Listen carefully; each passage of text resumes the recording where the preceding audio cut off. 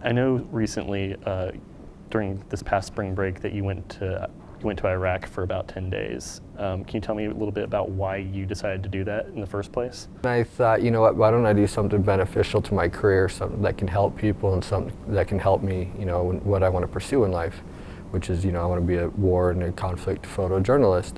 So I started looking up some areas of conflict that I could easily fly into because it had to be accessible. I couldn't get into one of them that I'd fly to another country, then have to be smuggled in due to time. And then I started looking at fixers, because that's a very important thing. And a fixer is someone in a foreign country who, if you're a journalist and you're going there, you hire them because they know the people, they speak the language, they translate and drive, and they help you make your story happen. What was it like while you were there? Very surreal. It was not anything like I had expected. Of course, there's the front line going on. It is an active war zone. Seeing refugee camps huge. Seeing all these people that are internally displaced people and refugees.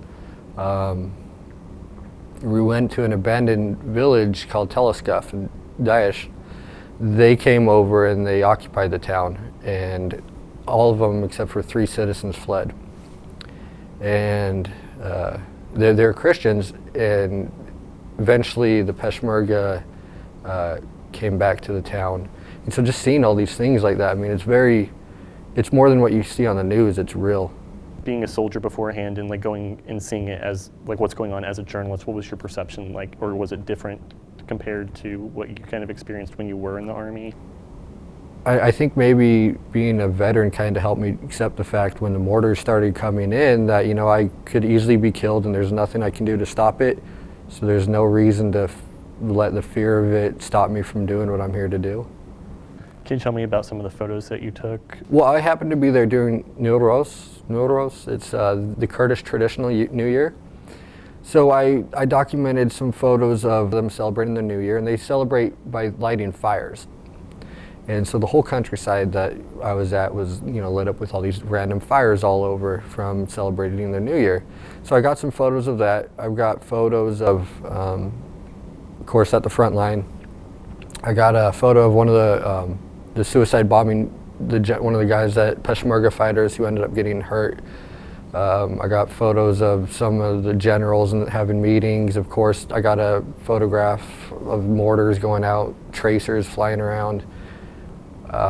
Then we went to a village and I photographed some Yazidis who are they're a religious group there that Daesh hates more than pretty much anything else over there right now. Photographed a bunch of kids because I was American, so American, come here. And so it kind of made it hard to document candidly, because suddenly I was being flooded with all these little kids, so I had to photograph them, and I was trying to figure out how can I do my job when I'm being surrounded and I'm being turned into a portrait photographer. What do I do? How did the trip to Iraq affect you personally? There's so much more going on that we're not seeing here. There's a lot more going on. I wish people would really start paying attention to what's going on and start realizing, there's a lot. And Peshmerga soldiers, they're not fighting Daesh just for them. That is a fight they're doing on behalf of the world. How do you feel now that you're back? It's taken a little bit of getting used to be back here. It's been it's been an adventure trying to get back into the swing of things back here.